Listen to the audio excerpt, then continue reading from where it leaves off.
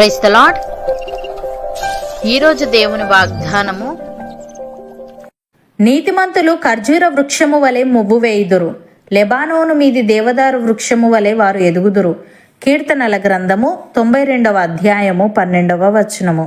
సహోదరి సహోదరులారా, ఈ వచనం నీతిమంతుని జీవితాన్ని లోకంలోని సాధారణమైన గడ్డితో కాకుండా అత్యంత గౌరవప్రదమైన మరియు శక్తివంతమైన ఖర్జూర దేవదారు వృక్షాలతో పోలుస్తుంది. ఈ పోలిక ద్వారా దేవుడు మనకు ఇచ్చే ముఖ్య సందేశం ఏమిటంటే, నీతిమంతుని ఎదుగుదల తాత్కాలికమైనది కాదు, అది శాశ్వతమైనది మరియు ప్రయోజనకరమైనది. లోకంలో చెడు చేసేవారు గడ్డిలా త్వరగా పెరిగి త్వరగా నశించిపోతారు. కానీ దేవుని యందు భయభక్తులు గలవారు ఈ రెండు వృక్షాల వలె ఎన్ని ఆటంకాలు ఎదురైనా దృఢంగా నిలబడి కాలంతో సంబంధం లేకుండా నిరంతరం ఫలించే ఉన్నతమైన జీవితాన్ని కలిగి ఉంటారని ఈ వచనం మనకు గుర్తు చేస్తుంది. ఇక్కడ ఖర్జూర వృక్షము వలె మొవ్వు వేయుదురు అని ఉంది. ఖర్జూర చెట్టు ఎడారిలో పెరిగినప్పటికీ అది ఎప్పుడూ పచ్చగా ఉంటుంది. ఎడారిలో బలమైన గాలులు వీచినప్పుడు ఇతర చెట్లు విరిగిపోవచ్చు, కానీ ఖర్జూర చెట్టు వంగుతుంది తప్ప విరగదు. గాలి తగ్గాక మళ్ళీ నిటారుగా నిలబడుతుంది. జీవితంలో కష్టాలు అనే గాలులు వచ్చినప్పుడు కృంగిపోకుండా దేవునిపై నమ్మకంతో మళ్ళీ నిలబడటమే నీతిమంతుని లక్షణం. ఉదాహరణకు, యోసేపు జీవితంలో వరుసగా కష్టాలు ఎదురయ్యాయి. అన్నల ద్వారా అమ్మబడటం, బానిసగా పనిచేయడం, అబద్ధపు నేరంపై జైలుకు వెళ్లడం, ఇవన్నీ జరిగాయి. అతను ఆ పరిస్థితుల్లో తిరుగుబాటు చేయలేదు. దేవుని చిత్తానికి తనను తాను అప్పగించుకున్నాడు. ఫలితం, సమయం వచ్చినప్పుడు అతను ఐగుప్తు దేశానికే ప్రధానమంత్రిగా ఖర్జూర వృక్షంలా గంభీరంగా నిలబడ్డాడు. అలాగే యోబు జీవితంలో ఒక్క రోజులోనే ఆస్తి, పిల్లలు, ఆరోగ్యం అన్నీ కోల్పోయే తుఫాను వీచింది. అలాంటి పరిస్థితిలో యోబు యెహోవా ఇచ్చెను, యెహోవా తీసుకొనెను, ఆయన నామమునకే స్తుతి కలుగునుగాక అని దేవుని వైపు వంగాడు తప్ప దేవునిని దూషించి విరిగిపోలేదు. శోధన ముగిశాక యోబు మరలా చిగురించి మునుపటి కంటే రెండింతల ఆశీర్వాదాన్ని పొందాడు. ప్రియులారా, వీరి జీవితాల్లో ఒకే ఒక సామాన్య అంశం ఉంది. అదేంటంటే, వారి కష్టాలు వచ్చినప్పుడు దేవుని వైపు వంగారు. అందుకే వారు విరిగిపోకుండా చరిత్రలో బలమైన వృక్షాలుగా నిలిచిపోయారు. నీతిమంతుడు ఖర్జూర చెట్టులా ఉండటం అంటే పరిస్థితులకు అనుగుణంగా వంగే నమ్రత, దేవునిలో లోతైన విశ్వాసం మరియు ఎన్ని కష్టాలు వచ్చినా తిరిగి నిలబడే పట్టుదల కలిగి ఉండడమే.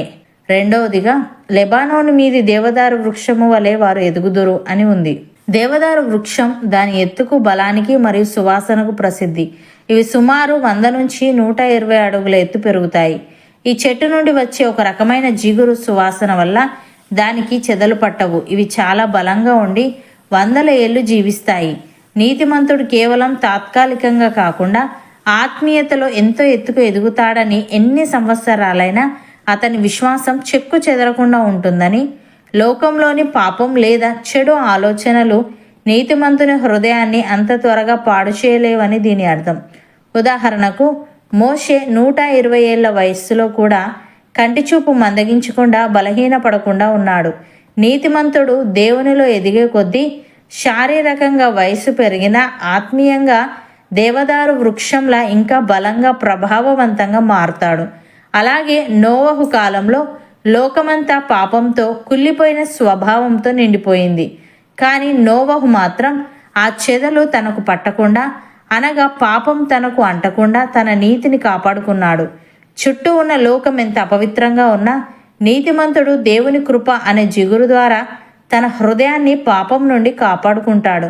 ప్రియులారా, ఈ దేవదారు వృక్షాల ఉదాహరణలు మనకు నేర్పే పాఠం ఏమిటంటే, నీతిమంతుడు లోకపు పాపానికి లొంగడు, దైవికమైన ఆయుష్ను కలిగి ఉంటాడు మరియు తన జీవితం ద్వారా దేవుని మహిమను ప్రకటిస్తాడు. కాబట్టి గడ్డిలా త్వరగా పెరిగి ఎండిపోయే జీవితం కంటే సమయం తీసుకున్న దేవుని ఆవరణంలో నాటబడి తరతరాలకు సాక్షిగా నిలిచే ఖర్జూర దేవదారు జీవితమే శ్రేష్టమైనది. మీరు కూడా మీ జీవిత తుఫానులలో విరిగిపోకుండా, లోకపు చెదలు పట్టకుండా దేవుని కృపలో ఒక ఉన్నతమైన వృక్షంలో ఎదగాలని ఆశిస్తే నాతో పాటు ప్రార్థనలో ఏకీభవించండి. పరిశుద్ధుడా, ప్రేమగల తండ్రి, నీతిమంతులు ఖర్జూర వృక్షము వలె మొవ్వు వేయుదురని, లెబానోను మీది దేవదారు వృక్షము వలె వారు ఎదుగుదురని, నీతిమంతుని ఎదుగుదల తాత్కాలికమైనది కాదని, అది శాశ్వతమైనదని మరియు ప్రయోజనకరమైనదని సెలవిచ్చావు. తండ్రి, నీకు స్తుతులు.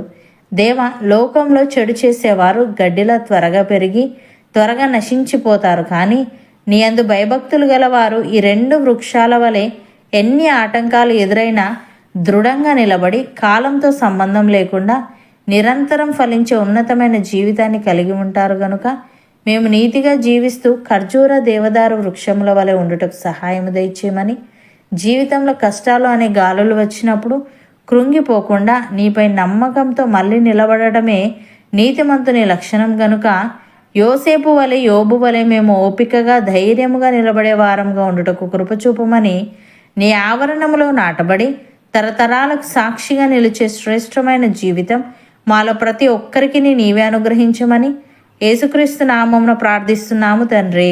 ఆమెన్.